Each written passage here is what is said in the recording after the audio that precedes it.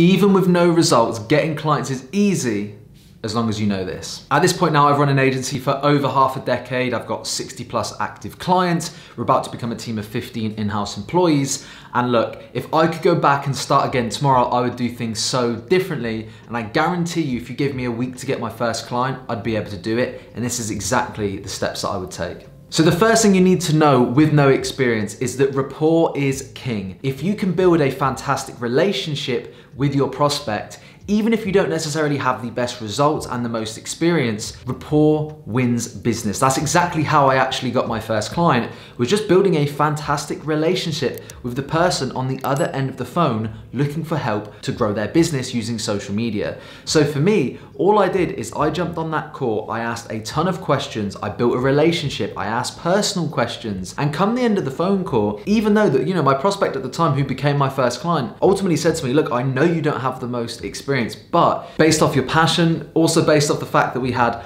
I think it was like an hour-long phone call, just building a relationship and me finding out about their business, it had a huge effect on the fact that I was able to close that deal. If I went in there purely based off of facts, am I the most experienced? No, I never would have won the deal. But because I went in there with good intention, I showed passion about genuinely helping the client, and we built a great relationship, I won the deal. So number one, the best tip is focus on rapport and focus on building a great relationship, and also focus on having a good intention, showing passion about the product and the business that you're trying to close as a client. Number two, preparation is key. I know so many people when they're first starting out get extremely nervous about the discovery call. Sometimes it can be a bit of imposter syndrome. Sometimes it's just a natural uncomfortableness with not having the experience of being on a bunch of calls with prospects. But honestly, the best tip I have for this, which will really help you close clients, is make sure you overly prepare for the calls. To the point where I remember sitting down on the first few phone calls I ever had,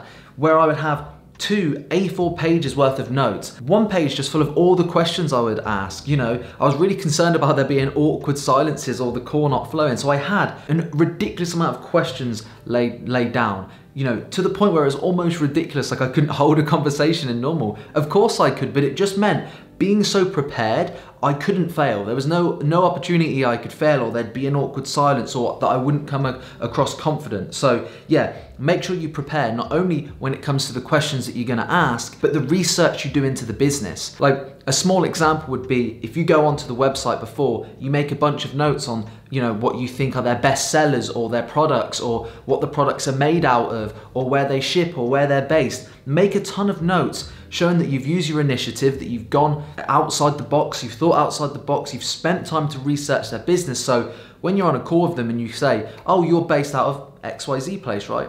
Oh, I looked on your website and noticed this one had the most reviews. Is that product there, your XYZ product, the best seller? Those things make you stand out, and even again, when you don't have the most experience, it shows your intention is there and that you think outside of the box, you use your initiative, and these are all huge traits for actually getting them to believe in you and choose you even though you don't have loads of experience. So the third thing in the discovery call, in the pitch, make sure you use a pitch deck and you actually create personalized examples of what you're going to do for them. Because again, if you can't show them we did X, Y, and Z for this business, actually show them the kind of things you're going to do for that client. So if it's social media management as an example, go away before the discovery call and actually create example posts of what it is that you would post for that client.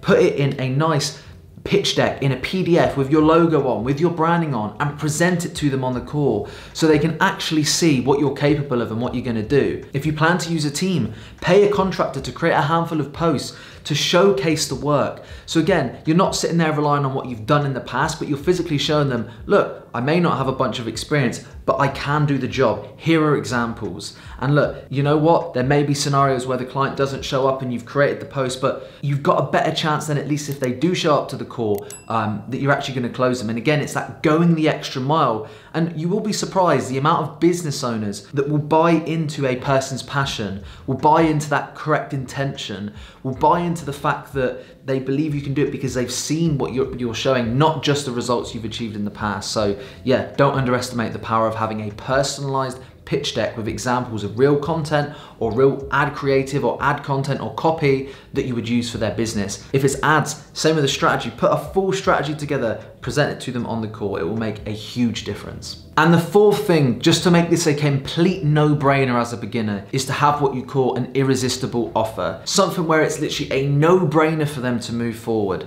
You know, there's examples of this where you could offer a guarantee, you know, I guarantee that I can come in and improve your results, and if we don't, you don't pay. Those kind of risk-free scenarios for prospects and potential clients is huge. It's like, look, I know this person doesn't have experience, but there is no downside here, because if he or she doesn't generate the results they promise, I'm gonna get my money back. So the more crazy of an irresistible offer that you can create, the more chances you are gonna have to actually be able to close the deals. Saying that, just real important thing to note, I wouldn't go offering a guarantee to every client. You can't always get results for clients. Make sure you do research into this prospect beforehand. Make sure you are 100% certain that you can improve results before you offer any kind of crazy guarantee or offer like that. But if you are confident, you've seen the person that's handling the account before, you know you can do a better job, don't be afraid to put your money where your mouth is and have that kind of irresistible offer if it's the right prospect. And again, that's gonna have a huge effect on getting that client across the line. And talking of irresistible offers, if you are interested in growing your agency, you're looking to get clients,